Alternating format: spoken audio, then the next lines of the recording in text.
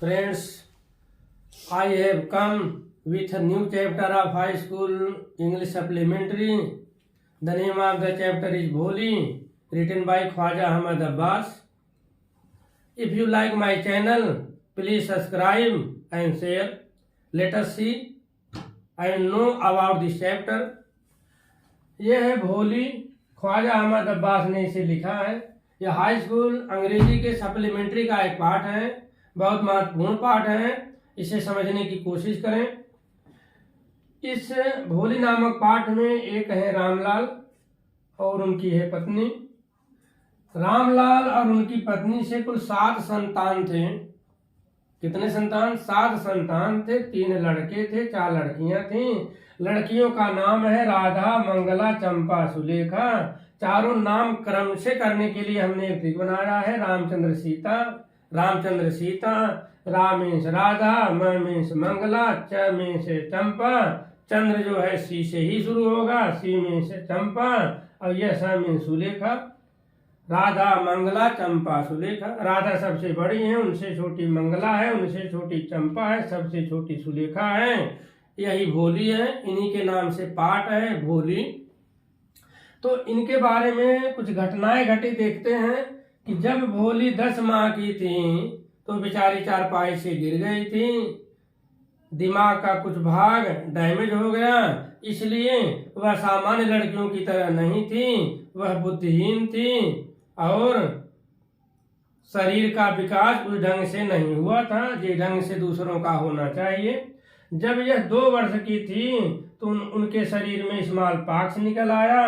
पूरा शरीर कुरूप हो गया, पूरे शरीर में धब्बे, पोक मार्क से निशान पड़ गए, पूरा शरीर कुरूप हो गया।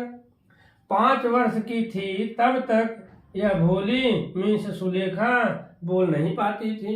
जब इसने बोलना शुरू किया तो यह स्टैमरिंग कर रही थी, हकलाने लगी थी। जब भोली 7 साल की थी तो मंगला की शादी हो गई। उसी समय गांव में एक प्राइमरी स्कूल खुला। तहसीलदार साहब घोड़े पर सवार होकर आए। रामलाल जी जो रेवेन्यू डिपार्टमेंट में नौकरी करते थे, राजस्व विभाग में नौकरी करते थे, गांव के नंबरदार थे। परंतु तहसीलदार साहब ने रामलाल से कहा, मैं आपके गांव में स्कूल, प्राइमरी स्कूल खोल रहा हूं। आपका कर्तव्य है, आप सरकार के प्रतिनिधि हैं, तो आप अपने बच्चों का एडमिशन वहां पर कराएं। रामलाल ने अपनी पत्नी से राय लिया। पत्नी उनकी नाराज हो गई। कहीं अगर मैं अपनी बेटियों का एडमिशन वहां करा दूंगा तो कौन उनसे शादी करेगा। क्योंकि रामलाल तहसीलदार के दबाव में थे, इसलिए उनकी पत्नी ने कहा, ऐसा कीजिए, भोली का एडमिशन आप करा दीजिए। एक तो भोली कुरूप है, दूसरा बुद्धिहीन है, कोई उससे शादी तो करेगा नहीं, इसलिए भोली का एडमिशन करा दीजिए। तो रामलाल ने भोली का हाथ पकड़ा और स्कूल की तरफ ले जाने लगे।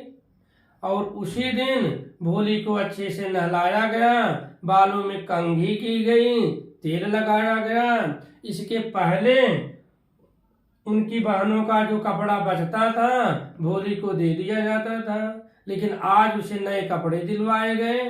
तो रामलाल अपनी बिटिया भोली का हाथ पकड़ करके प्राइमरी स्कूल में दाखिला करा दिए। यहाँ पर मैडम जी हैं, ये बच्चे हैं, सारे लड़के हैं। ये मैडम जी भोली से पूछी, आपका नाम क्या है? तो भोली हकला करके सिर्फ भोर शब्द बोल पाई। वह बड़ी निराश हुई, कोने में बैठकर चुपचाप रोने लगी। तो टीचर ने कहा कि बेटा 1 महीने में मैं तुम्हें बोलना सिखा दूंगी, आप धैर्य रखो, सिर्फ स्कूल रोज आया करो, सिर्फ स्कूल रोज आया करो। तो भोली को बड़ा अच्छा लगा, वह रोज स्कूल जाने लगी। वहां पर उसने घोड़े का जो ब्राउन कलर का था, एक बकरी का जो ब्लैक कलर की थी, एक तोते का ग्रीन कलर का था, एक गाय जो उसकी लक्ष्मी की, उसके घर की गाय का नाम लक्ष्मी था। इन सब का फिगर देखा, उसे बड़ा अच्छा लगा। तो धीरे धीरे भोली वहां पढ़ने लगी। समय बीतता गया। एक दिन रामलाल ने अपनी पत्नी से कहा कि मैंने एक विशंभर नाथ नामक व्यवसायी से विवाह का रिश्ता स्वीकार कर लिया है।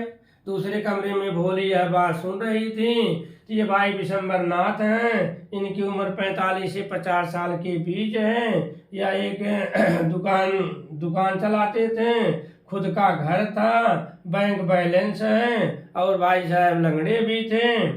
तो विशंभर नाथ से शादी का प्रस्ताव रामलाल ने स्वीकार कर लिया। विशंभर नाथ बड़ी शान शौकत के साथ बारात, बैंड पार्टी, बाजा बारात लेकर के शादी करने के लिए चले आए। इनकी बहनें ईर्ष्या से जल उठी, कितनी बढ़िया बारात, किसी की नहीं आई थी। रामलाल भी बड़े गौरवान्वित हुए। तो पंडित जी ने विशंभर नाथ से कहा कि आप दुल्हन को माला पहनाइए। तो उसी समय विशंभर नाथ का एक दोस्त विशंभर नाथ के कान में कहा कि भोली के चेहरे पर चेचक का दाग है, क्या आपने देखा? विशंभर नाथ ने कहा कि अब मैं 5,000 रुपया लूंगा तब मैं शादी करूंगा, 5,000 रुपया दहेज लूंगा तब मैं शादी करूंगा। रामलाल ने अपनी पगड़ी इनके पैर पर रख दी, कहा कि 2,000 रुपया ले लीजिए, मेरी इज्जत मत उछालिए, मेरी बदनामी मत कराइए, मैं किसी को अपना मुंह दिखा नहीं पाऊंगा। विशंभर नाथ ने कहा कि मैं 5,000 के नीचे विवाह नहीं करूंगा, अगर नहीं दोगे तो संभालो अपनी बेटी को, मैं बारात लेकर जा रहा हूँ। तो रामलाल मजबूर थे, घर में गए, पैसा लाए, विशंभर नाथ को दिए। अब विशंभर नाथ ने कहा कि माला लाइए। जैसे ही विशंभर नाथ ने माला पहनाने की कोशिश किया, भोली ने माला उठा करके आग में फेंक दिया। उसने अपने पिताजी से कहा, पिताजी मैं इस नीच, लालची और घृणित आदमी से शादी नहीं करूंगी। सारे लोग बहुत चक्के रह गए, सारे लोग आश्चर्यचकित रह गए। एक महिला ने भोली से कहा कि घर की इज्जत तुमने मिट्टी में मिला दिया। तो भोली ने बड़े स्पष्ट ढंग से उनको जवाब दिया कि घर की इज्जत के खातिर ही मैं इस बुढ़े से शादी करने के लिए तैयार थी, लेकिन यह एक नीच, एक लालची और घृणित इंसान है, मैं ऐसे इंसान से शादी नहीं कर सकती हूँ। उसने स्पष्ट ढंग से विशंभर नाथ से कहा, तुम बुढ़े हो, जाकर किसी बुढ़िया से शादी कर लो, मैं तुमसे शादी नहीं करूंगी। तो विशंभर नाथ बारात लेकर वापस चले गए। रामलाल ने अपनी बिटिया से कहा कि बेटी अब तो तुमसे कोई विवाह नहीं करेगा, तुम्हारा क्या होगा? तो भोली ने कहा कि पापा, पिताजी जब आप बुढ़े हो जाओगे तो मैं आपकी और मम्मी की सेवा करूंगी, जिस स्कूल में मैं पढ़ी हूँ उसी स्कूल में मैं पढ़ाऊंगी। तो यह पाठ का अंत है। तो यह एक टीचर ही थी जिन्होंने भोली के जीवन को परिवर्तित कर दिया, पर्सनालिटी को परिवर्तित कर दिया, उसकी सोच बदल दिया, उनको ज्ञान दिया, प्रेरणा दिया, आत्मसम्मान से आगे बढ़ना सिखाया। उस शादी के समय यह टीचर भी मौजूद थी। उन्होंने अपने द्वारा बनाए गए सबसे अच्छे क्रिएशन पर उसने संतुष्टि प्रकट की। तो दोस्तों ये थी कहानी। इसमें बहुत सारे क्वेश्चंस बनेंगे, तो आप इस क्वेश्चन को आप देख सकते हैं। जैसे क्वेश्चन, रामलाल के कितने लड़के थे? जवाब आया 3। रामलाल की कितनी लड़कियां थी? जवाब है 4। सबसे बड़ी कौन है? राधा। सबसे छोटी कौन है? सुलेखा। राधा से छोटी मंगला, मंगला से छोटी चंपा। ये लक्ष्मी कौन है? लक्ष्मी एक गाय है। तहसीलदार साहब कैसे गांव में आए थे? घोड़े पर सवार होकर आए थे। तो इस तरह के सवाल आएंगे। रामलाल किस विभाग में काम करते थे? रेवेन्यू डिपार्टमेंट में काम करते थे। जब भोली 10 माह की थी तो उसके साथ क्या हुआ? वह चारपाई से गिरी और ब्रेन का एक भाग डैमेज हो गया। जब वह 2 साल की थी तो क्या हुआ? स्मॉल पॉक्स उसके चेहरे को प्रभावित किया और उसका चेहरा कुरूप हो गई। विशंभर नाथ ने कितना दहेज मांगा? 5,000, 4,000, 3,000। सीधा जवाब है 5,000।